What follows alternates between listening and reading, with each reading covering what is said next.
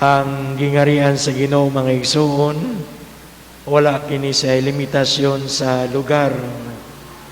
Kaya nga naman, o sa kini ka realidad nga espirituhanon, o naa kini sa matag kasing-kasing, o sa kinabuhi sa tao, nga mutahan, o mo sumiter sa gahom sa Dios, o sa iyang pagkabantugan.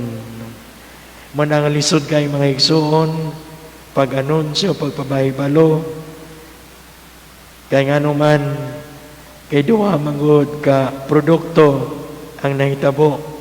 Duha ka oo, duha ka yes, no? Ang yes sa Ginoo nga walay kondisyon, ug ang yes para niya tong tao nga nitando sa kabubuton sa Ginoo. Diya lamang sa tao nga nagpagabana, nga nasayod siya, o gibati niya nga naagayod ang paghari sa Dios. Diya lamang sa tao ang makabantay niini nga maable hanggang sa iyang kasing-kasing ug ang paghaang kinabuhi sa Ginoo. Hinaot paunta. Amen.